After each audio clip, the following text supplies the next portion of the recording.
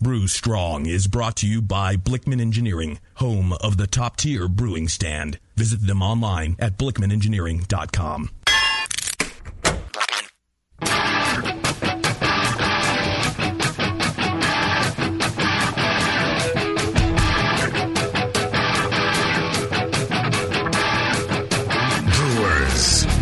It's time for the beer radio you've been looking for.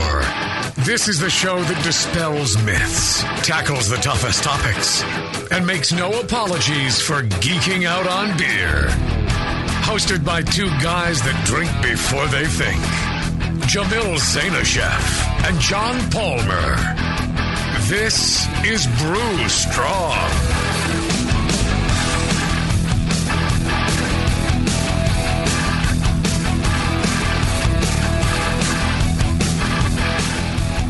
Hey, howdy, hey, my brewing brothers and sisters. Greetings. It's not greetings, kielbasa. Oh, that's right. Oh, and you have another one, too, that came in. You want to try that one? Sure, what's that one? I wrote it down for you. Oh. So we get here. Yo, my brewing bros and hoes.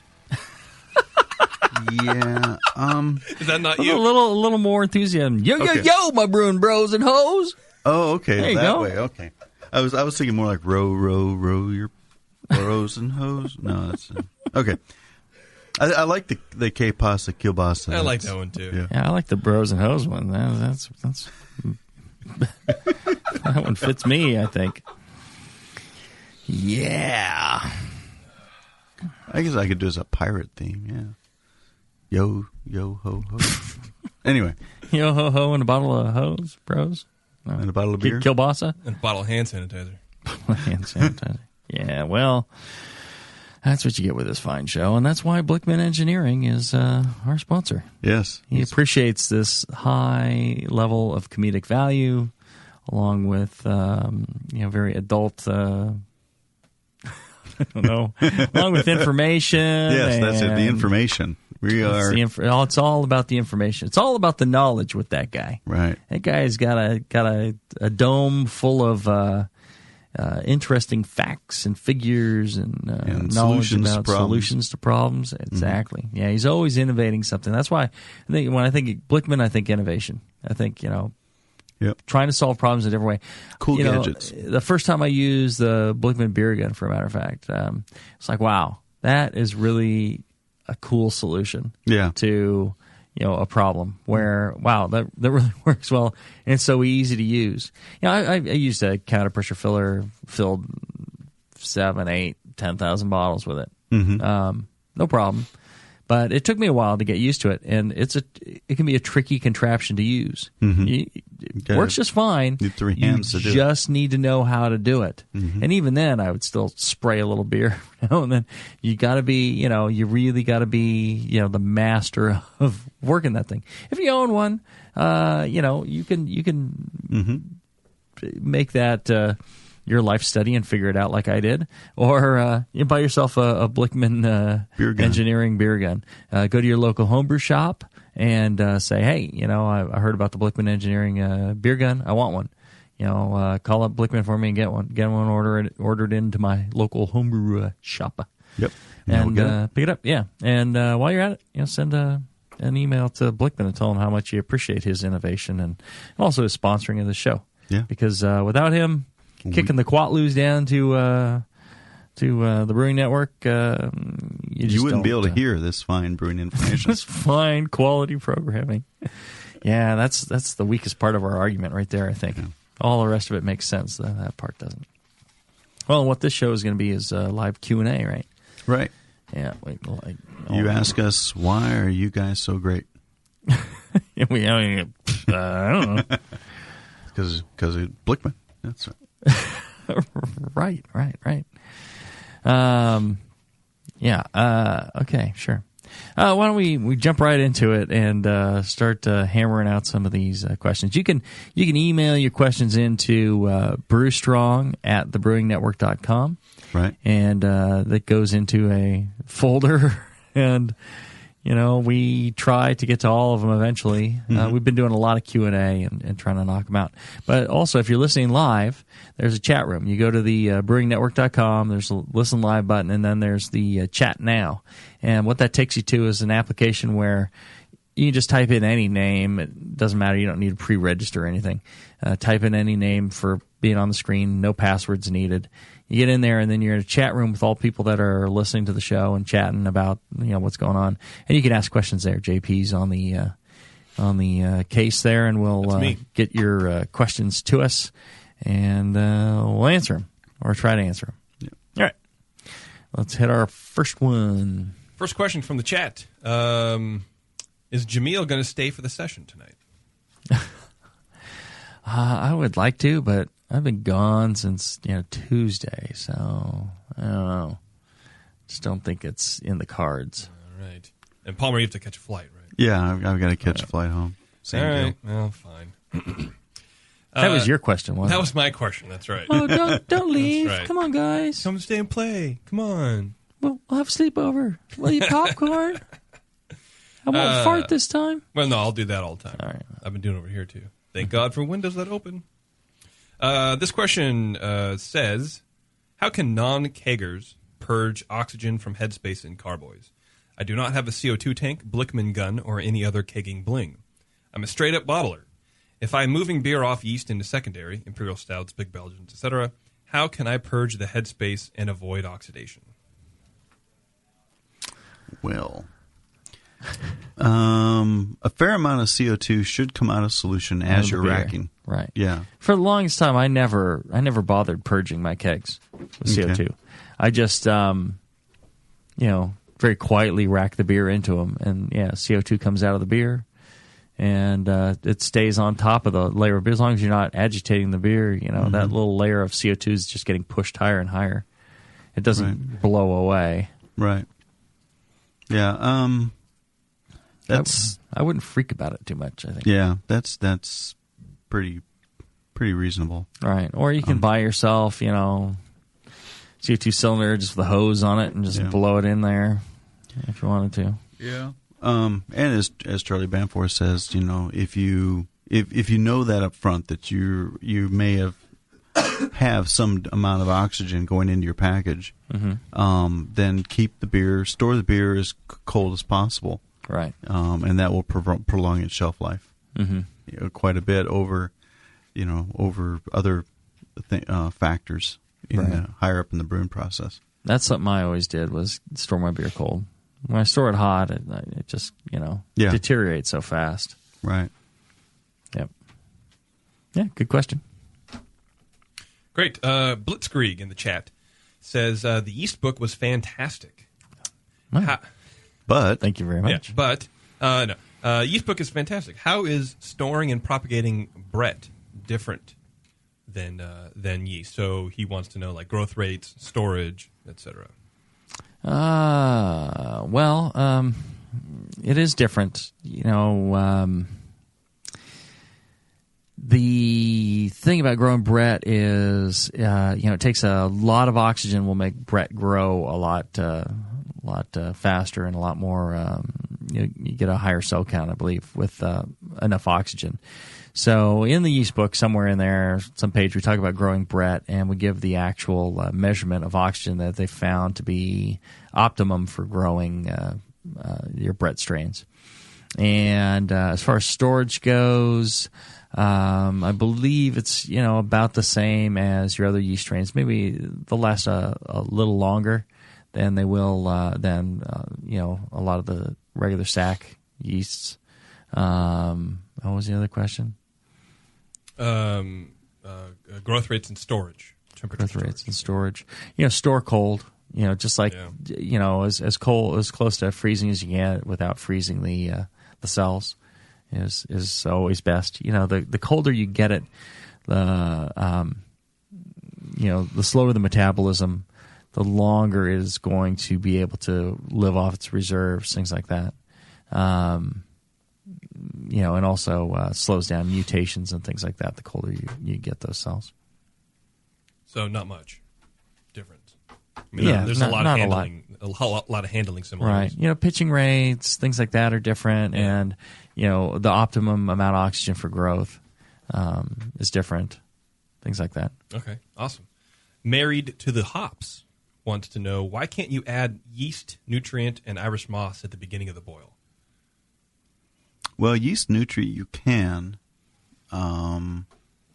It's by and large. I mean, the boiling action is going to maybe break down the compounds further, but it's still assimilable by the yeast.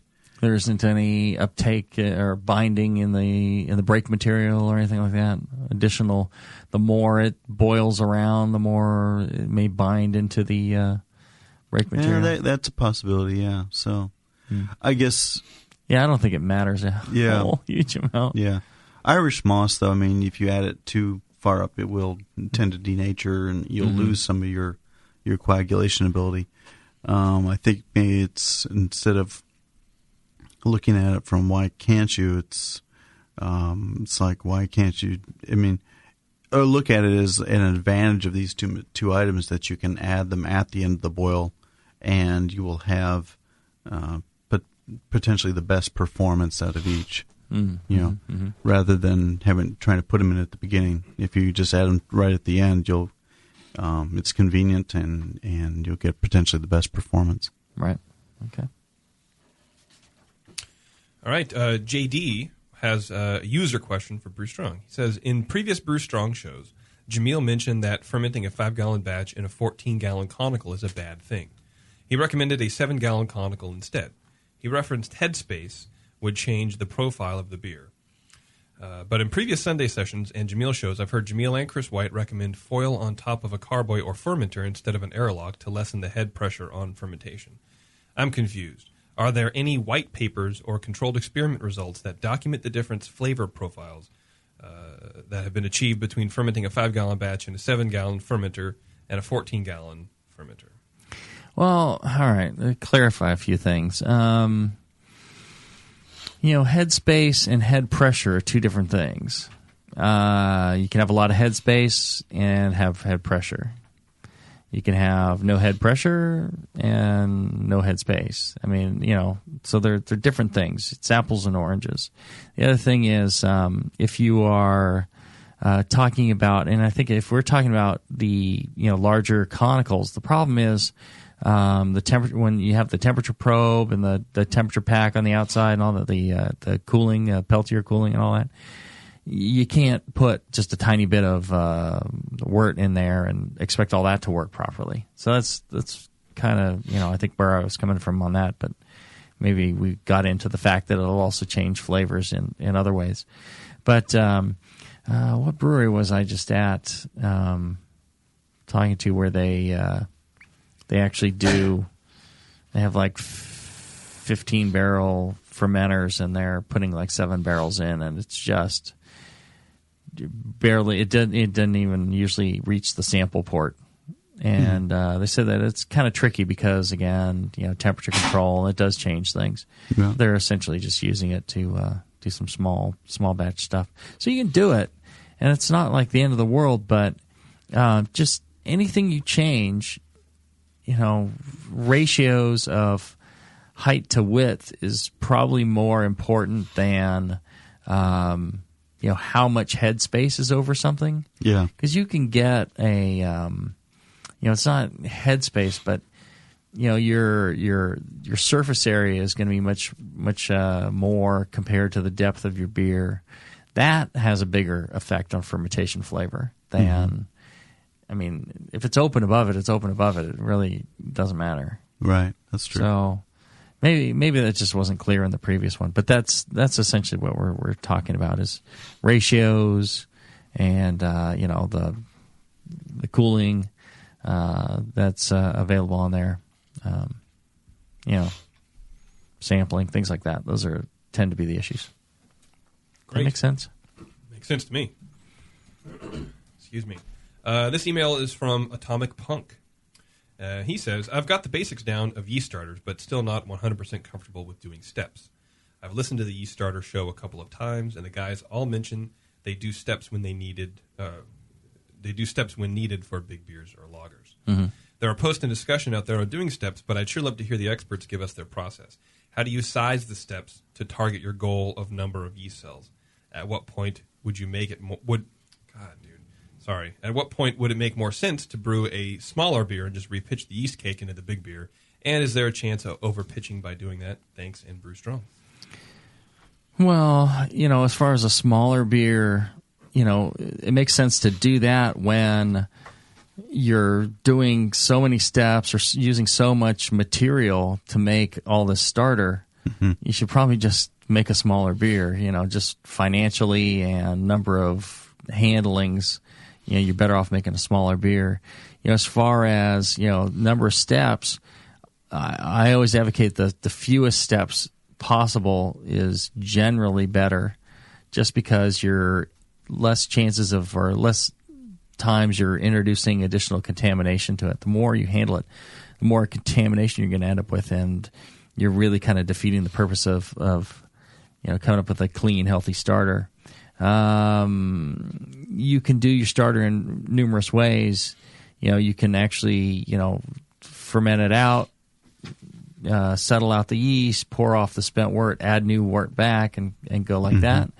Or you can just add to the volume with new wort and keep increasing the volume that way. Or you can actually keep the volume about the same and add concentrated wort. Not just thick malt extract, but concentrated wort to keep bumping the gravity up to, around 10 Plato, 9 Plato, or, even less, 8 Plato, and you just keep adding a little bit of concentrated wort every, 12 or 18 hours, however long it is for it to drop. You just keep knocking it back up. I believe that's something that I don't want to say Stone, but I think Mitch was mentioning something like that. Mm-hmm. So you can do it that way as well. But the point is to keep your handling to a minimum. Is ideal. All right, Sex Panther in the forum, or rather the chat, asks: are there any reasons why fresh commercial yeast packages couldn't be kept for longer term storage, i.e., a year, in a home freezer? There's a number of reasons. In freezing yeast, and there's this book called Yeast, Practical Guide. Never heard of it. Whatever. And it talks about freezing yeast in a fair amount of detail. There's one like bonehead they put an Amazon review out there that says, it doesn't say anything about freezing yeast. It's like, well, it covers it in pretty good detail. And it's got all the steps. It's got all the information you really need to freeze yeast, including some information somebody pointed me to from up in Washington, where they did this study on freezing yeast with glycerol. Essentially, you're mixing glycerol and a little bit of nutrient with the yeast. You clean the yeast out, pack it down to a little pellet, and then you add back the glycerol and the nutrient. And the traditional mix, you go ahead and put that in, the minus 80C freezer, and it pretty much stops all the mutations, and that's why they use something that cold. But it kills off a good percentage of the yeast when you're trying to bring them back. And essentially, I guess it desiccates the yeast cells. We talk about that in there as well. But the interesting thing was this study up in Washington. It was done on wine yeast, but if you increase the amount of glycerol, so the yeast does not actually freeze solid, the viability or the recovery of cells is much, much higher. You get a lot more cells back. And you do this, you increase the glycerol level so it doesn't freeze, and you do it at minus 20, which is like a regular freezer. Mm-hmm. It's not a big fancy freezer. You do it there, and the yeast cells don't freeze. Now, mutation rate is going to be higher at that higher temperature, but it's still pretty darn slow at those temps. So you're kind of getting the best of both worlds. I think it's fascinating. I think it's a really great way to go. The reason why you can't do this with a Y yeast pack or a White Labs vial is you throw that in the freezer, the cells are just going to freeze. They're going to dry out. They're going to desiccate, and it's going to kill them. I used to think it was ice crystals forming, but again, a guy from can't remember the guy's name or where he's from, but he pointed me to, he explained to me, that it wasn't the crystals and all that, but it's actually the yeast just dehydrate, I guess, when they're frozen. It just sucks the moisture out of them. That's what kills them. Interesting. Yeah, I thought that was fascinating too. And so that's why you can't just put that in there. You'll just kill all the cells. You won't. I mean, I suppose there's a chance you could get a cell or two back out, but you're pretty much just killing the product. Now, you could take that, open it up, mix it with the proper amount of glycerol and nutrient, and then put it in another container, or somehow reseal that container. I doubt it, and then freeze that in your freezer, and that should be good for a year or two. You should be able to recover a fair number of cells to get started. You wouldn't be able to it wouldn't be pitchable anymore. Right. That's for sure. You'd have to do some growth. Yeah. On a plate. Or just a low gravity starter to kick it up. Oh, okay. A lot of people will freeze, like a centrifuge tube, and then they'll just instead of just trying to harvest it up and plate it and all that, they'll just dump the whole thing into, 30 mils of 1020 or 5 Plato wort and grow that, and then they'll just keep stepping it up. And they'll, when they do make their frozen samples, they'll just do a whole bunch. And so, makes sense. Yeah, and then ideally you want to plate it out and do test batches and test to see, lab test batches just to see what are the flavors right, is the attenuation right, has it changed? This is what somebody like White Labs or White Yeast would do. They really need to make sure that what they're pulling out of storage is exactly what their customers are expecting. Mm-hmm. For a home brewer, I think it's, I wouldn't worry too much about it. Yeah. Well, especially if, you're doing that to save money on yeast, right? So, right. I think you're going to spend way more money, making different yeast starters and comparing the taste results to see if that is still viable. Exactly. Versus buying another. Storing yeast yourself. I used to do it a lot, and I pretty much don't anymore unless it's a strain I can't get. Yeah.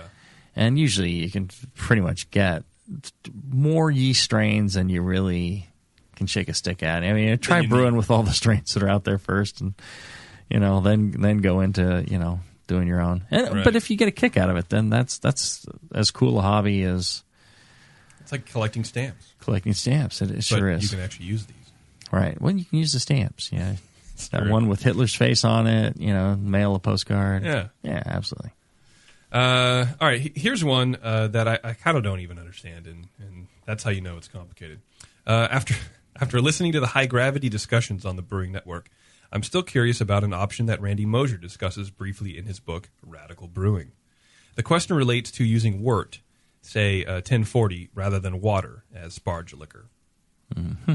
Is there a mathematical equation or even an approximation that I can use to calculate the pre-boil gravity of a wort that has been run through 2 separate batches of a presumably identical dry grain bill? The principle here is that the wort created from the first mash is then used as the liquor for the second mash, thereby increasing the sugar concentration in a given volume of wort. I'm pretty sure that it's not going to be a linear equation, as a significant amount of the wort from the first mash and its sugars are going to be absorbed by the dry grain used in the second mash.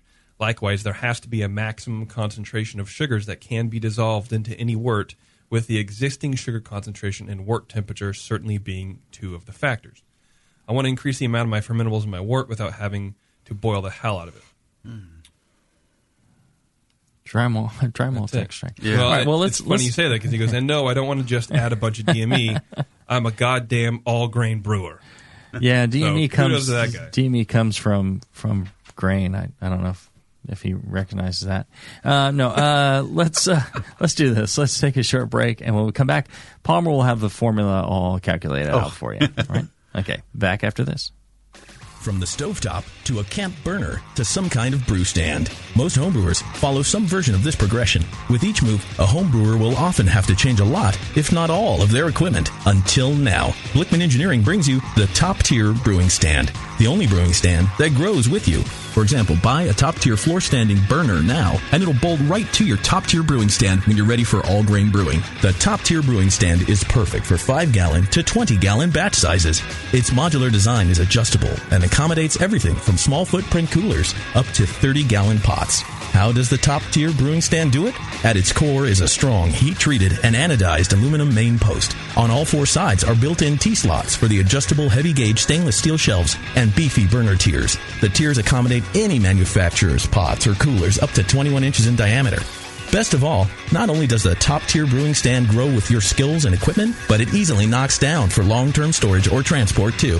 The top-tier brewing stand from Blickman Engineering. Learn more at blickmanengineering.com and to find a local Blickman retailer. And start brewing from the top tier. Hi. I have a 6er of Lagunitas in the icebox. My roommate's gone for the weekend, and I'm wearing something flimsy. Listen, baby, I told you not to call me after 8. I'll talk to you tomorrow. I gotta go. Who is that? Your girlfriend? You loser. Shut up, Doug. Did you guys get the cauldron set up on the altar of my art? If you weren't so busy getting booty calls, you'd know that. The hurricane furnace is using propane while you guys talk. All right, I'm using the scroll of Mosher to boil the first decoction. Nope, it's scorched. What do you do? Frack, scoop it out and try again. Doug, use your math rake. You took too long. The color is now darkened past the point where you can still call it a Pilsner. This sucks. I hate it when Greg's the brewmaster. What's this? Poindexter Urkel? Dude, can't you see we're in the middle of a brew session?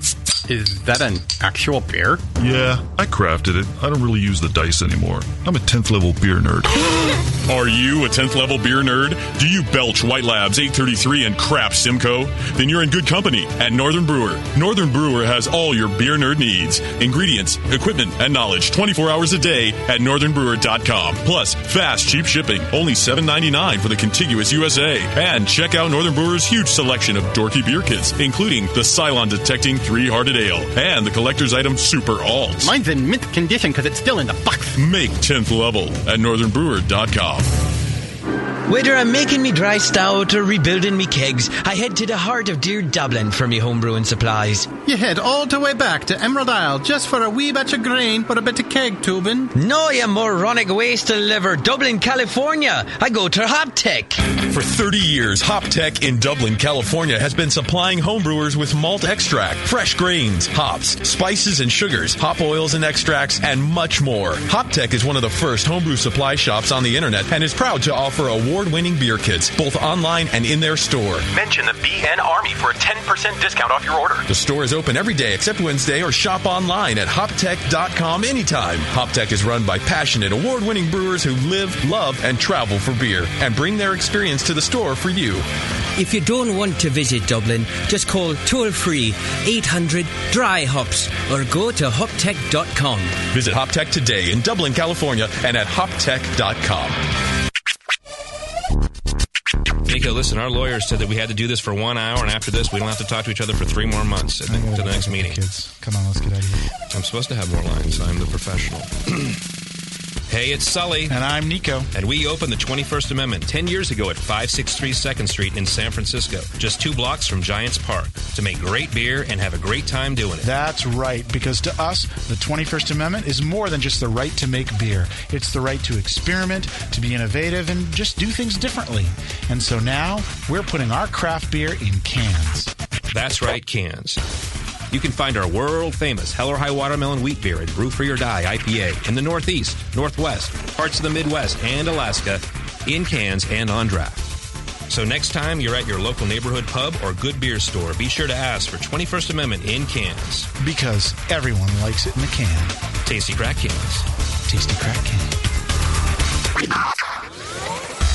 Hilo, what's it feel like? Take awesome and multiply it by 2. Yeah! Spraying live beer radio all over your face. Can't get any better than this, baby. It's the Brewing Network.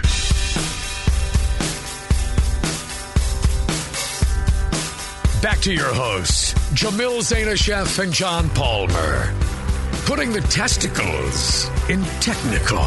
This is Brew Strong. All right, we're back. And I wanted to bring to you again a little segment I like to call What You Don't Know About My Friend John Palmer. It is said he is a master of drinking straw wrapper origami. My friend True. John Palmer. All right. Q&A, where before the break, somebody brought up an interesting question about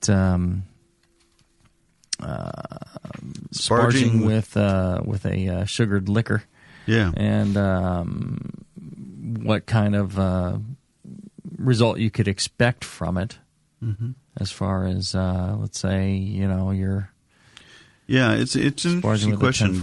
Trying to increase the gravity of your runnings by sparging with, say, the second runnings of a previous batch. The example given is, if you're going to sparge a new grist with 1040 or use 1040 liquor as your hot liquor going to make that mash, what gravity would you end up with? The gravity of first runnings depends on your grist to malt ratio.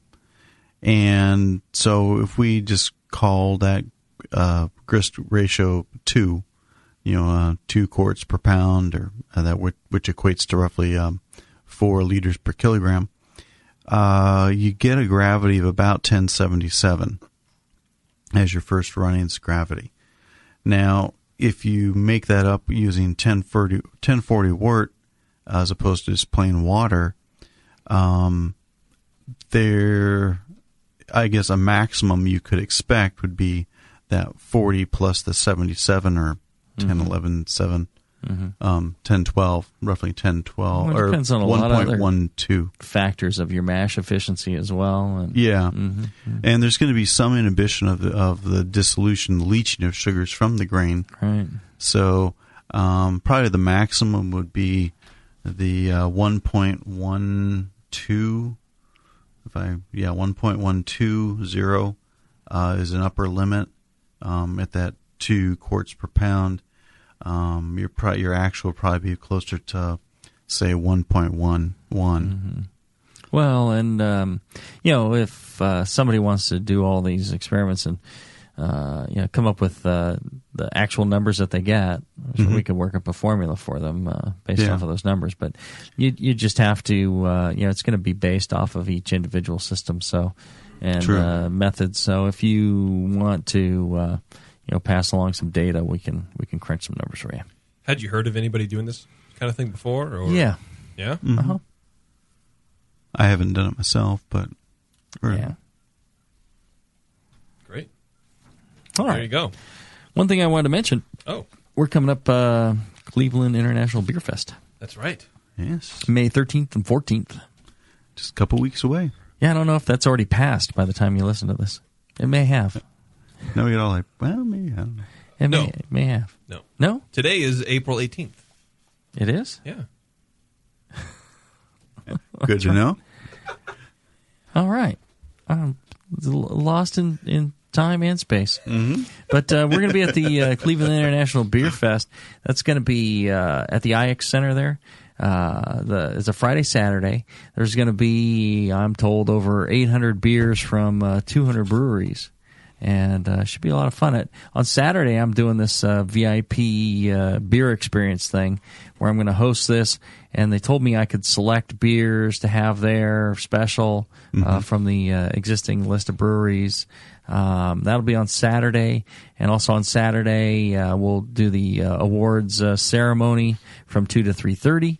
And Friday the 13th, that's going to be a live Brew Strong from the main stage there.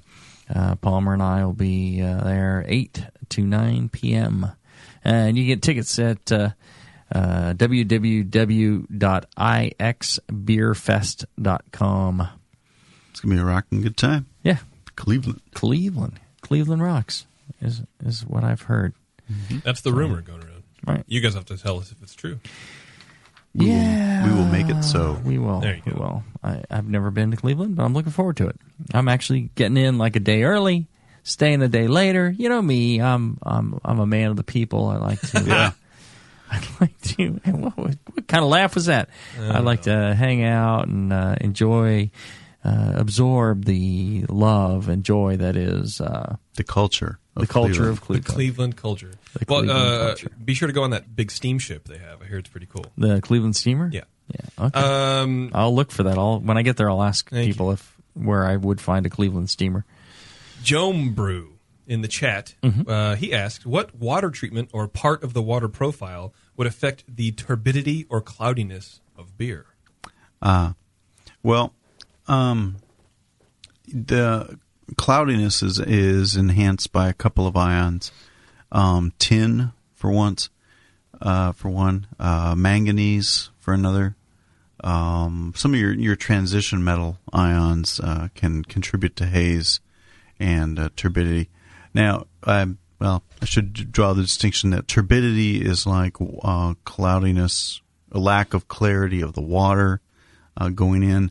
Haze tends to talk about the lack of clarity of the beer.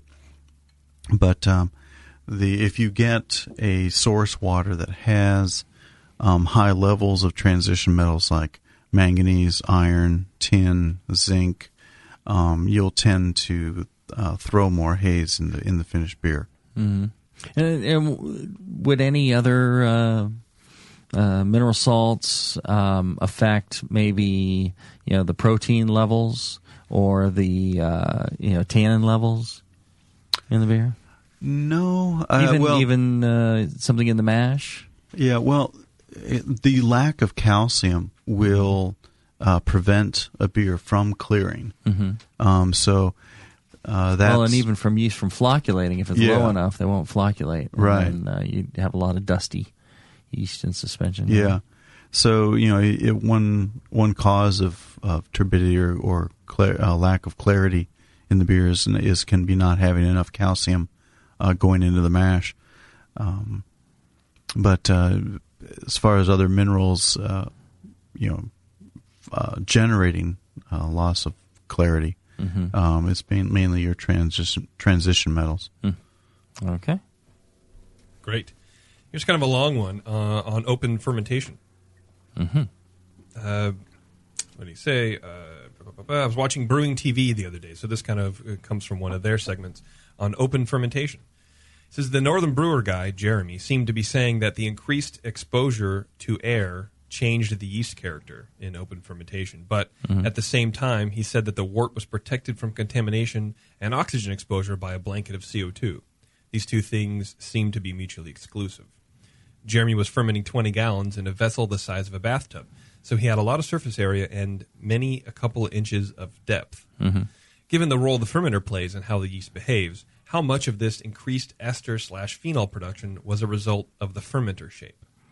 Well, I haven't seen that. What did you call it? Brewing TV? Brewing TV. Yeah, it doesn't sound very interesting to me. Doesn't sound familiar at all. Yeah, so that being said, I can't really comment on what was actually in the episode, but you see, and some people take me seriously now. Like, oh, you're bashing Brewing TV. No, they're very handsome young men. Yes, very handsome, especially that chip. You're slicing off a big piece of that chip. Looks like you already did. I love chip. When it may not be the air contact or increased oxygenation that he was talking about, but rather loosely talking about increased surface area, right? More exposure to the atmosphere above, not exposure to air, but your cooling rate happens differently. Where the cooling is coming from happens differently. The amount of CO2 that's trapped, the head pressure is much lower. Things like that will affect the flavor of the beer considerably. So I think maybe he's going along those lines. Now, if he had it open and no CO2 evolving from the wort, and it's open to the air, you're going to pick up more oxygen initially, because the majority of the oxygen you get into your wort is based off of surface area. And even when you bubble those small bubbles, it's really not, doing a whole lot. It's how big the surface area is. Mm-hmm. And if you're exchanging that surface area by turning the wort over through bubbling, that's what's getting oxygen into the wort. So if you have a nice, large, broad surface and that's exposed to the air, that's actually going to pick up a lot of oxygen right there, because that surface area is huge. So you're getting more oxygen into the wort, maybe more than you would have otherwise, depending on your methods and the surface area of your fermenter. Even if you have an active ferment pushing CO2 up. Active, then you're not really not getting anything there. You can get a little bit, but I think that's the main thing, is that initial would make a change, and the amount of heat that's being retained, and head pressure and things like that are all going to change the flavors that you get out of fermentation. So I think that may have been what they were referring to. I don't know. Brewing TV is great, but I haven't seen that episode because I wasn't in it. So it's you're a lot like me, right? If you don't mention my name or show me at all, I don't care. Right? Why would I watch it? Yeah, right. Here's a question from Steele, and I asked this because he just walked away from the chat, so I like to screw people over sometimes.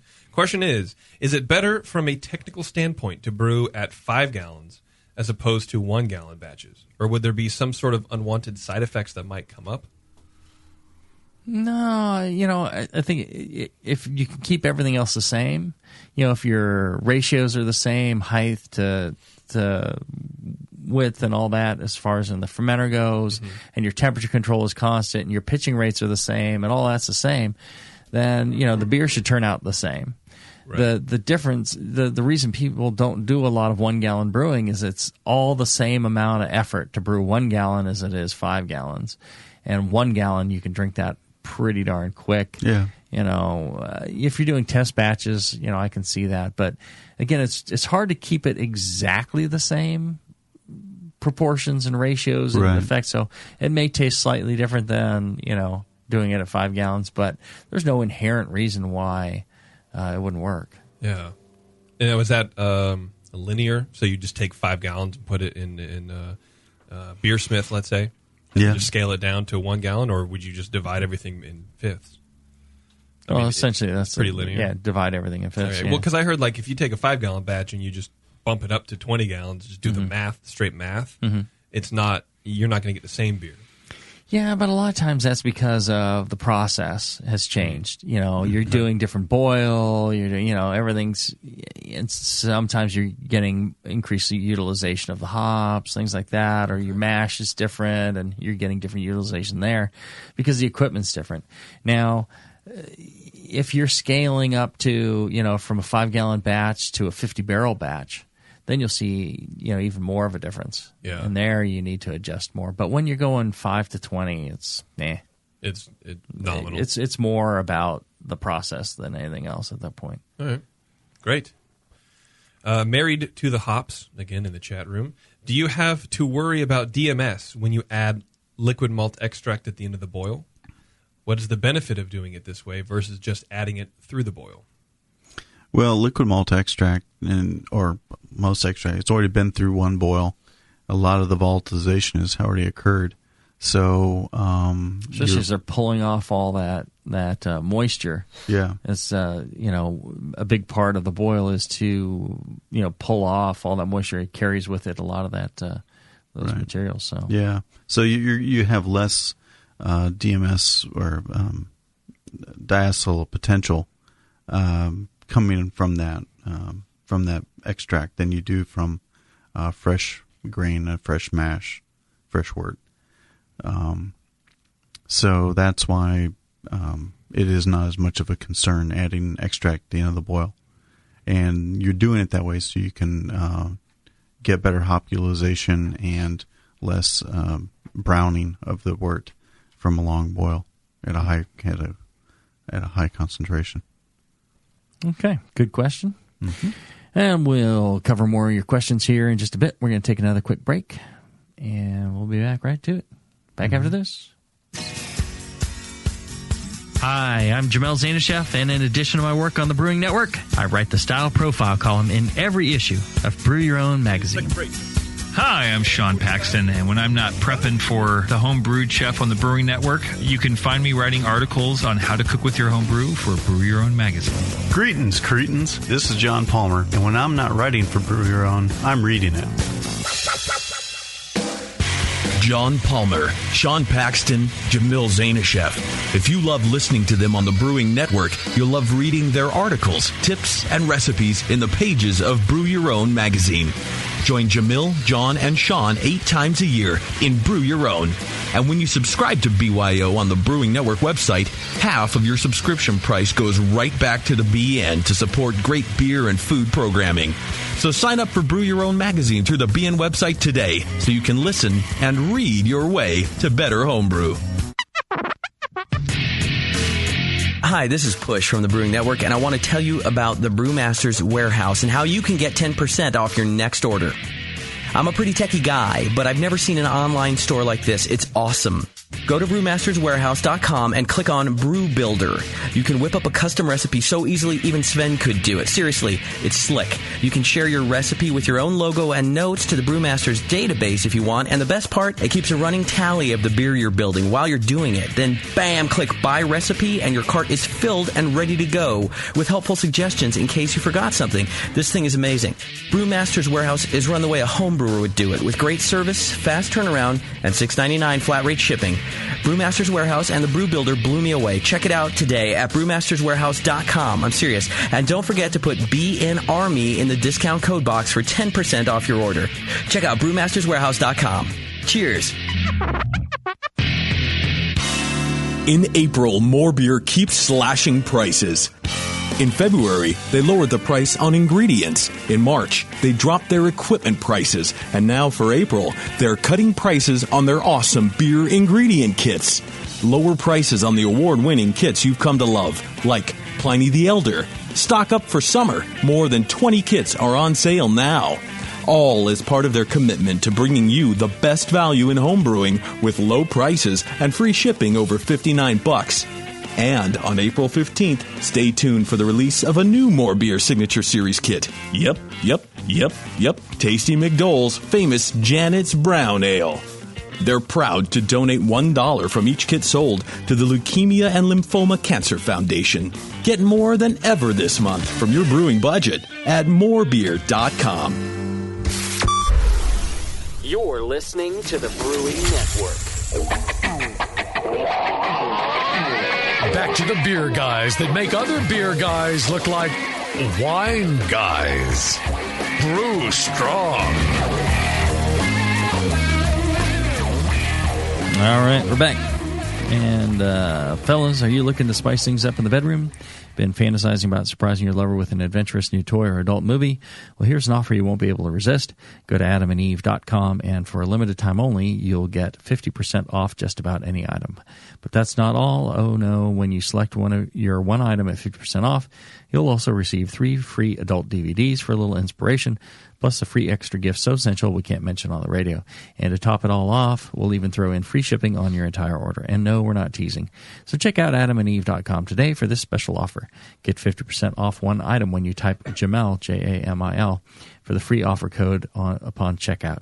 When you do, you'll get 3 free DVDs, a free extra gift, and free shipping. Just use offer code JAMIL at adamandeve.com. All right, back to the questions at hand. All right, this is a good one. Change in weight of fermenting beer. Mm-hmm. John/Jamil, which you put Palmer first. Oh, Nice job bastard. on this guy. No, I don't think we can answer this one okay, today. We'll push that to another show. First off, I love all the work you guys have done for homebrewers. Brew Strong and all the other shows on the BN are fantastic, especially Lunch Meat. I just added that. I really enjoy your books and look forward to the East book. While listening to one of your high-gravity shows, an idea occurred to me, and I wanted to see if it's solid. Specific gravity tells you the density of your beer compared to that of water, which is mass over volume. So as your beer ferments and the gravity drops, either the weight is dropping, the volume is increasing, or both. If the volume increases, that would be a curious tidbit, but not very helpful. However, if the weight was changing, perhaps from CO2 blow-off, and you had a good enough scale, you could watch the progress of your ferment in real time without having to take samples. And he does some crude math. So he goes, 5 gallons of pure water weighs about 40 pounds. 5 gallons of a 1040 wort weighs about 41.6 pounds. 5 gallons of a 1010 wort weighs about 40.4 pounds. 1.2 pounds seems like a noticeable difference even for such a small beer. 10 gallons going from a 1080 to a 1020 would be almost 5 pounds less. I'm planning to play around with this idea on my next brew. If I find something interesting, I'll follow up. But I'm not really sure that my crude experiment would be enough to prove this either way. So I wanted to bounce the idea off your learned minds. Well, thanks for your time, Chris. That's a great question. It's just, the reality of what you're doing is just measuring CO2, the weight of CO2 that has been lost, right? The CO2 leaves, and that's what you're measuring is the loss of CO2. I'm not sure what kind of precision you'd need. What would you need on that, John, as far as... You could probably ballpark it with tenths of pounds, but tenths of pounds. Yeah, you'd probably you could do it certainly grams with grams. would be best. Yeah, but you also got to consider not only is CO2 being lost, I mean, is carbon being lost as CO2, but you're also generating yeast mass as part of this overall mass transfer of sugars. But the only thing leaving the vessel, everything else is being maintained. You're not destroying matter. Right. You are giving off heat. But he's saying the only change in weight has got to be through loss of CO2, though. Right. And he was saying, as part of, he's saying 1080 to 1010 or, about 5 pounds of mass loss based on that change in gravity. Oh, right. So, the yeast is, right. His numbers. So he's going to actually have a percentage of that gravity change lost to CO2. I don't know how much that is. We'll have to do the math. Right. How much CO2 is generated, and that should be something that could be calculated. Yeah, it's probably in some of the textbooks. Right. But however much a mole of CO2 is, and it's like 40 grams per how many mole, moles are like lost, and it should be something that could be calculated, and you should be able to do it with a great deal of precision, and know exactly what the what the content is. But again, I guess what throws a wrench in it is the amount of yeast that was produced from that. Yeah, because you're going to grow some yeast. But you could kind of see when when the weight stops changing. But you could also see when it stops bubbling if you're doing a bubbler or something like that. Yeah. The interesting thing, there's a guy, I don't know, he's somewhere in Europe. He had sent me an email showing me a live link to his fermentation, which he was monitoring the evolution of CO2 out of the fermenter. So he was actually measuring with a bubble counter the amount of CO2 coming out. And based on the amount of CO2 that came out of the fermenter, he was predicting the gravity of his fermentation and the speed of fermentation, and he had it all charted out. He was also monitoring temperature and all this. He has free software to do this. You get the parts off of eBay, and then you build the bubble counter out of scrap parts. And it was really very cool. The only difficulty is in counting the amount of CO2, because CO2, the bubbles change size based off of temperature and barometric pressure, things like that. So it's hard to precisely count it unless you're counting those other things in. So there's some slop in getting exactly the thing, but it was very cool, and that's what he uses to track his fermentations. I think he's able to change. He's able to look at it on the website and see what the temperature is and all that, and if he decides that it needs to be colder or hotter, he can change it there from the website. So I thought that was pretty cool. And he wanted to write up an article and maybe do a Bruce Strong show on it. And I told him we would. Yeah. Cool. If he wants to, he didn't get back to me, but if he's interested in something like that, I think that'd be pretty cool. Hey, maybe get Blickman to start manufacturing them. Yeah, that might be neat as well. All right. Turisops in the chat room says, I plan on making a Herms system And he wants you guys to talk about a minimum flow rate through the heat element chamber versus Maillard reactions from the direct contact with the heating elements. Don't want to slow the flow rate down so low that I may denature or scorch. So if you guys know anything about flow rates through those, it's measured. You measure it in heat per inch per per time. And that's, sounds like fun. I'm not sure what to say. Just slow it down until you taste scorchy, and then that's probably too much. Speed it up. Yeah, I mean, is there? Do you think some sort of equation for pipe size versus temperature? There sure is. Yeah. Or is it just kind of something you have to fiddle around with? It's something that they deal with in food process and things like that. I'm sure. Yeah, I don't have the equations to calculate it out. It'd be heat density of the element. Right. And heat conductivity and capacity of the wort. Yeah, whenever you're running past it. Yeah, and flow rate, dwell time, all that kind of, to figure out how much heat each it can take gram, away or before scorching. Yeah, milliliter of water where it would take up. Yeah, I don't know what that value would be. Yeah, it would also depend on the kind of flow you get, whether you're getting some eddies and dead spots, laminar versus turbulent. Right. Yeah.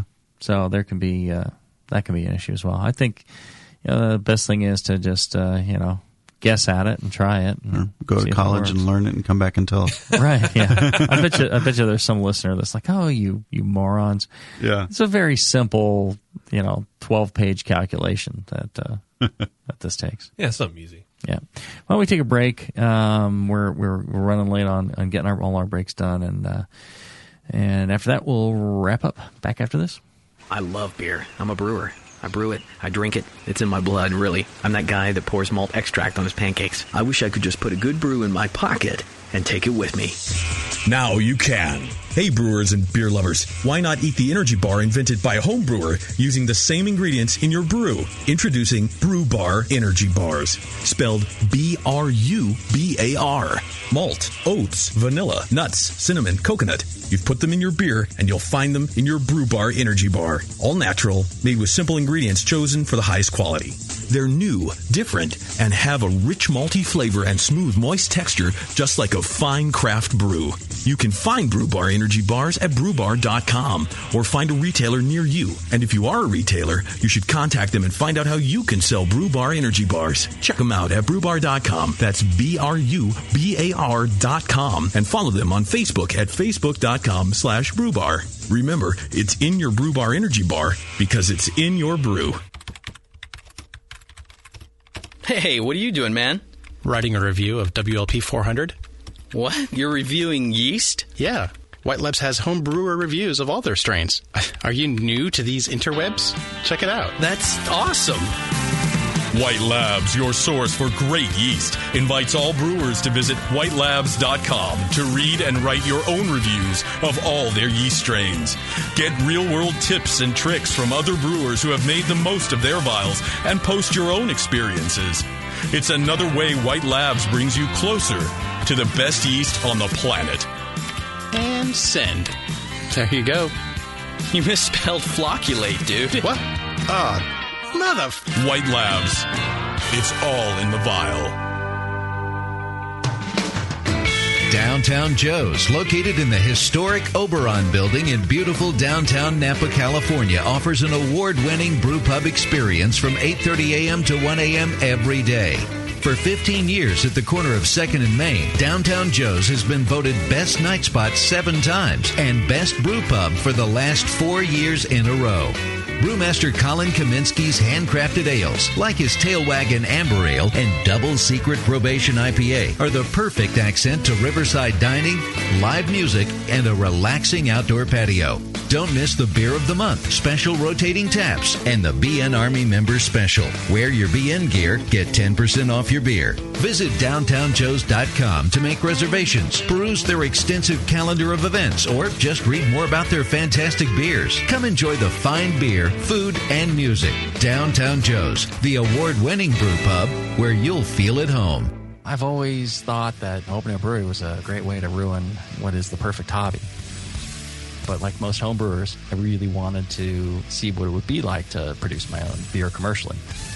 When I started out, I was, obscure homebrew geek, and being part of the Brewing Network has exposed me to a lot of people with a great passion for brewing. They seem so supportive, interested, and generous with their support. That kind of thing makes you feel like you can succeed at anything. Of course I'm excited. It's frightening.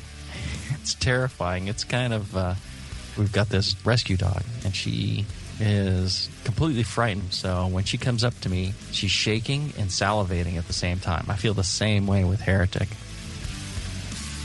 I'm still a homebrewer at heart, and I hope that homebrewers always feel welcome at Heretic and able to provide part of the feedback and creativity that makes craft brewing great. The thing that excites me most is the opportunity to put a beer out there that I feel is the best beer I can make, and especially get a chance to go and drink that beer with people and see their reactions and get their feedback, and hopefully they'll be as excited as I am about Heretic beer.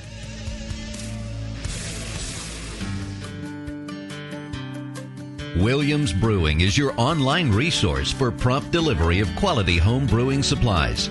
Since 1979, Williams Brewing has offered the finest equipment and freshest ingredients and the best customer service in the business. Cut hours off your brewing sessions by using one of our 11 varieties of famous Williams malt extract. Our Williams Belgian Pale Extract is mashed with pure Belgian two-row malt and a small percentage of Belgian wheat malt for an authentic Belgian character you just can't get from other extracts. Or check out our unique fermenters, 2.5-gallon kegs, paintball tank-based draft beer equipment, bottling aids, and much more. We even have our own line of precision hydrometers. Go to williamsbrewing.com to browse our vast selection. That's williamsbrewing.com. Orders placed by 3:30 p.m. Pacific Time ship the same day. Brewing is easy. The Williams way. This is www.thebrewingnetwork.com. Sit down next to it, grab yourself a paper towel, and watch those yeast have sex. You're listening to the Brewing Network.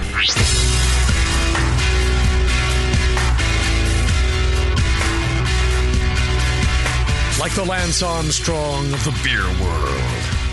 Except for that nut thing. This is Brew Strong. All right, we're back. We're wrapping up our live Q&A session. We do this as much as we can to try and knock down the backlog of questions, and also give you a chance. Questions. Yeah, and give you a chance to ask them live. Yeah, we look through all the questions you guys have sent to brewstrong@thebrewingnetwork.com. And, there's just a ton of great questions in there, and so we feel kind of bad we haven't been able to get to them all. So we're kind of going through them and trying to hammer them out as quickly as possible. But we still need to do our topics, because people like the topics too, especially Justin. That's right. It's very topical. Yes, like an ointment. Yeah. All right, let's finish up with the last few questions in the chat, and then we'll call it a day. All right. Let me find that one here. MN Hazmat in the chat asks, could the panel please offer their opinions on using hop extract products, such as Hop Shot, available from Northern Brewer? Okay. Well, have you guys used those before? I have not. Okay. No. And am I right in thinking that Hop Shot is a alpha acid isomerized alpha acid extract? I believe so. Yeah. Okay. Yeah. Like a 5 IBU in a syringe or something like that. It's like 10 mils or 7 mils or something like that. Okay. Well, as was discussed at the CBC a short time ago, the hop extracts have a useful purpose in a lot of today's beers. A lot of the Imperial IPAs kind of almost those commercial brewers rely on those to help them get the bitterness levels into the beer that they're looking for. it's hard to boil that concentration of hops and get high IBU levels without using some of the extract. The extracts also tend to give good foam retention. Mm-hmm. Too much, though, can cause, if you were to use solely hop extract for your bittering and profile, you would tend to get very egg white, cream egg white foam or meringue foam in the beer that would not go away. It would just kind of cling to the glass and coat your nose every time you took a sip. So, well, I think the point being useful tool. Yeah. And the quality of the extracts that they're doing now and the CO2, liquid CO2 extracted and things like that, they're able to separate out different fractions of the hop compounds, and they're able to do, isomerize, or able to do, stable ones that won't skunk. They're able to do, all these flavors and aromas, the specific oils, and they're getting better and better at it. Yeah. The thing is, I wouldn't use it exclusively to do a beer. Right. But if I had a beer that was a little bit off, and I was like, it needs to be a few more IBUs bitter. It's not quite there. It's for some reason it didn't reach where I wanted it to be. Instead of just choking down that 5 gallons of beer or tossing it and trying again, I would probably go ahead and buy that and just goose it up, and then that also kind of helps you validate. Okay, that's what it needed. It needs about this many more IBUs, and a good way of saving a batch like that. Same thing with the aromatic and flavor compounds. I think if you want to play around with some and get a good idea and then translate that into a recipe, I don't see why not. Yeah. Great. Excellent. Joan Brewer from the chat is back again. He goes, can you ask John if stainless 4435 means anything about the type of stainless steel? That is the only marking in my kettle. 4435. 4435. I wouldn't think so. No, that doesn't ring a bell. Stainless steel alloy numbers are, the aren't they always 3-digit? Yeah, they're typically the AISI. That's the American Iron and Steel Institute. The nomenclature is 300 series or 400 series or 600 series, and 300 series is what we use for pots and kegs, and that's usually 304 stainless. 4435. It could be from another country and thereby a different alloy nomenclature, or just a trademark, trade name kind of thing. All right, easy answer. Here's one from guest 2171610. Our guest in the chat made a best bitter with a Mutton's traditional bitter kit. Came out with a metallic taste, and this person's wondering what that could have been caused by. Possibly the age of the kit. Potentially. Yeah.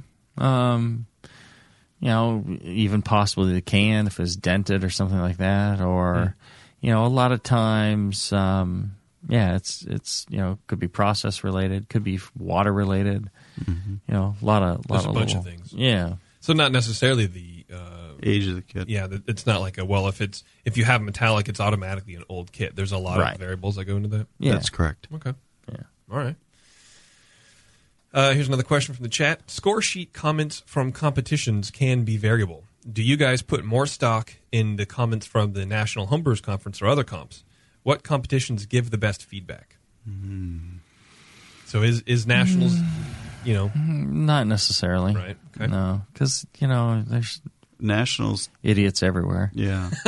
National is such a large competition. Did I say that with the microphone on? There's 3 right here. Yeah.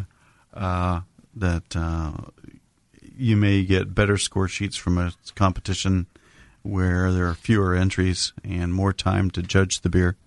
Mm-hmm. National tends to be a high pressure situation. Right. And, it just depends on, given areas and some competitions, I think the judging and the, how the competitions run, all that, it really, there's a saying, the fish stinks from the head down. Same thing on a competition. If the organizer is a moron, then, generally I don't expect much from the rest of the competition. Maybe the judges won't be quite as on top of their game, or you won't get the materials back quickly. The beers won't be stored right. There'll be mistakes in sorting and categorizing, stuff like that.